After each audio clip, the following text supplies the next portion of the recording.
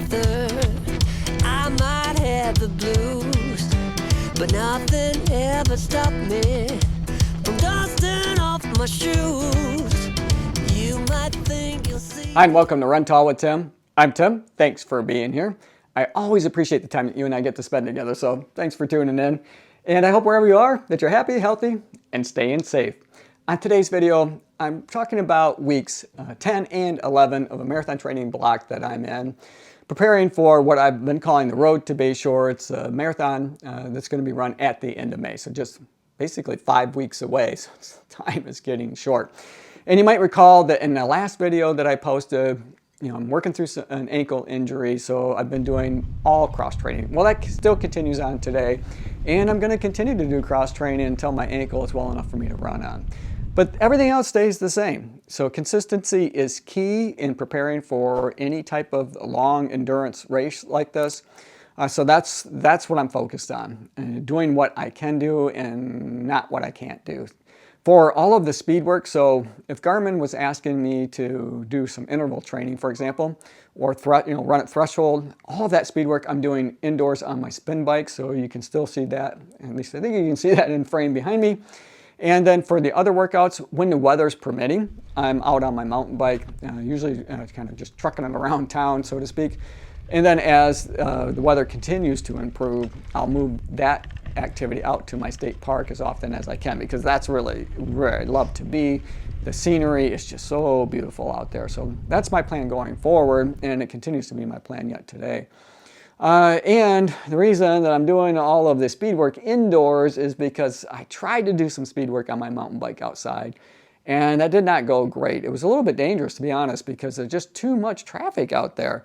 It's just difficult to do. So that's why I'm indoors on my spin bike, and I'm okay with that. Plus, there's a lot of really great workouts on YouTube that I have found. So I think I mentioned it a while ago in a totally different video than this, where I was reviewing actually a spin cycle that I've been using.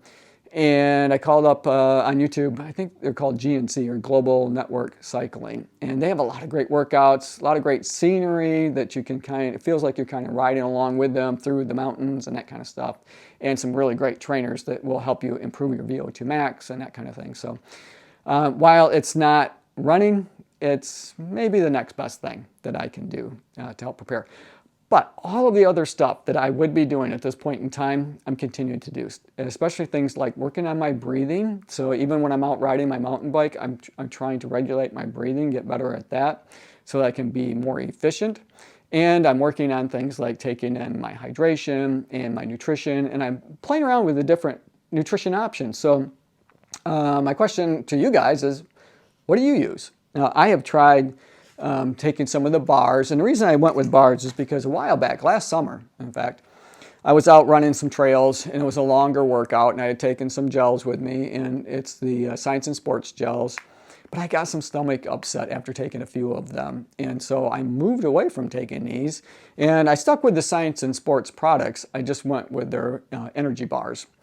And that works out fine as long as I'm not trying to maybe race something, because it's a little bit more time consuming for me to eat the bars, because I basically have to walk.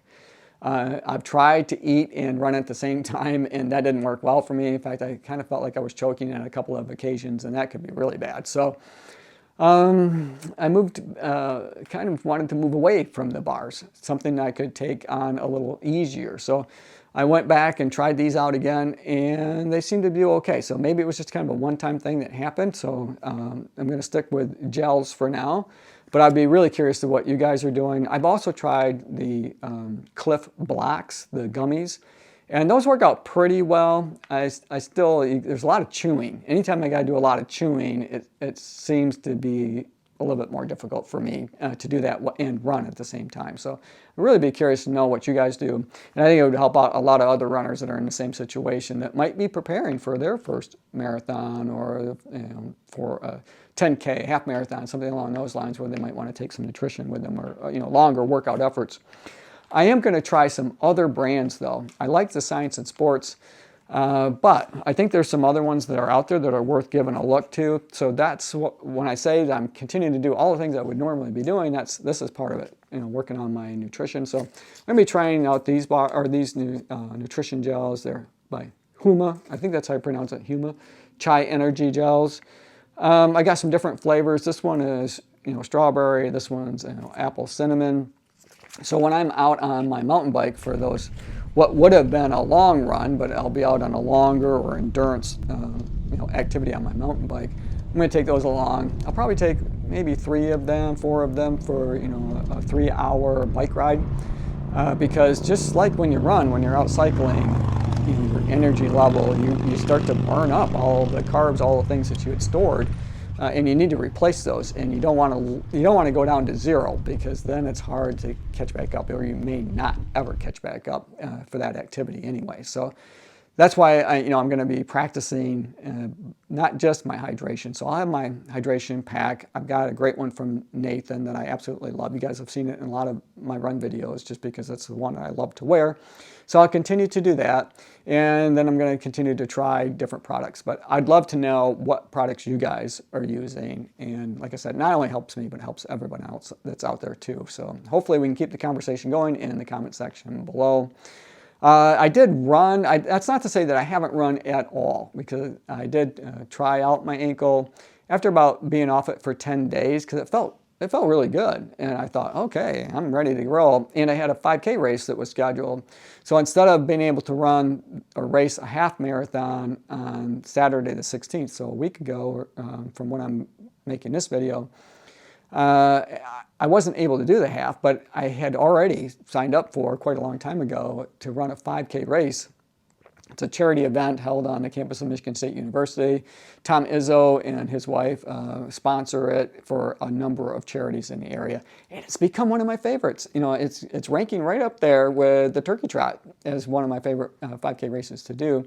And they do such a great job. Even though it's a 5K race, they treat it like a premier race. Like some of the activities and things that they have going on there prior to the race and after are things that you would normally see at a longer, more endurance run, like a marathon even, or a half marathon types of race. So they really do a nice job in putting it together, and it's all inclusive. And I love that. So they really are encouraging everyone to come down, families, so there's people pushing baby strollers and walking their dogs, all that kind of good stuff. So I really wanted to run the race. So I went out on Friday the 15th and tested out my ankle a little bit. Did not do great. It was okay, but at the end of the day, it was aching pretty bad. And at the end of just that 30-minute run, it kind of gave out a little bit. So I was worried. I wasn't even sure I was going to try to do the 5K the next day because of that. And maybe I shouldn't have, but I really wanted to run it, so I did it anyway. But I kind of compromised with myself and told myself ahead of time that I wasn't going to try to race it. I was just going to go out there and have some fun and run it. So that was my objective, just to have a little fun. And it gave me an opportunity to play with my GoPro a little bit more. A lot of times I'm out with my Insta360 Go2 action camera, but I wanted to play with my GoPro and see if I can get some different angles and see how steady I can get the shots. So you can check out some of that run footage, by the way. I did post the raw run footage of that race, and you can see in the beginning where I am just jogging it like I had intended to do at about an 8-minute mile pace. So, I'm kind of bobbing and weaving through the walkers and the joggers and that kind of thing. But when I ended up getting out after that first mile, where it kind of breaks free out onto more of a main road where I had some room to move, my ankle felt okay, and it felt pretty terrific in the shoes that I was wearing, which were the Nike Zoom X Streak Flies. And I highly recommend those shoes for a 5K race shoe. They're awesome, by the way. And they did great. And my ankle felt pretty good. It felt sturdy. I didn't feel like it was going to go out on me. So I went ahead and picked up the pace for mile 2 and 3. And mile 2 was I think I was running about a 6:47-minute mile pace, and then mile 3 was about a 6:49-minute mile pace. So, it did okay with that. Unfortunately, though, it catches up with you. So the race was fine. I enjoyed it. My ankle felt pretty good even after the race for a while. But then, the next day and the day after and so on, it's been, achy and throbbing, that kind of stuff. So it just tells me I've got some more healing to do. So hopefully, I'll get that under control and I can get back out there. But for me, it was just kind of one of those moments where I felt pretty good just in that mile 2 and 3. So that was encouraging. And honestly, I kind of needed that because my confidence has been starting to get chiseled away as we get closer to the marathon event and not being able to run. Because that's a big part of training for a marathon, is building up your confidence to know that you can do it. And, you know, not having been able to run in a while, especially the long runs that I absolutely love. I love going out there for those, you know, 18-mile workouts. It's just so much fun. I just never want to come back. But not being able to do that, it starts to wear on you a little bit after a while. So even though I'm still trying to do all the things that Garmin is asking me to do, you know, it's not the same as running. So this was a bit of a, you know, a confidence booster maybe, and a little bit of you know, encouragement to keep moving forward. So, and I know that some of you guys have been injured in your marathon training block because you've commented on that last video that I posted. So I hope that, you know, I'm thinking good thoughts and positive thoughts for you, that you heal up quickly and you're able to complete the marathon that you've been training for, because it can be devastating, both not just physically, but I think just as much mentally when you get hurt like that, because you've worked so hard. I know you guys have put in a ton of work to get to the point where you are in your training block. And so to get injured is a bit deflating. So, you know, hang in there, you know, try like I am. I'm trying to focus on, you know, the things that I can do and not those that I can't. And to try not to dwell on the things that I don't have a lot of control over. So I'm letting my body heal as quickly as I can. And I'm thinking ahead. So, you know, Bayshore is a goal of mine, but it's just one of many.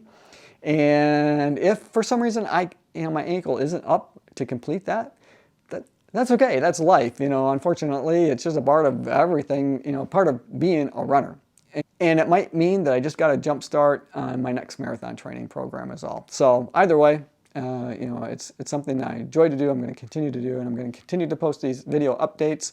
I might go bi-weekly for a while until my ankle heals and I can get back into capturing some of that run footage, because I think that's where, you know, that's what I enjoy doing, and I post these, you know, to help spark some conversation. But I also, you know, post them because I love to run. I love to, you know, catch what's going on around me when I'm out on the run. And sometimes I can get some really interesting shots, especially when I'm out at my state park with, you know, some of the wildlife and things that's out there. So that's kind of where I'm at with my marathon training program.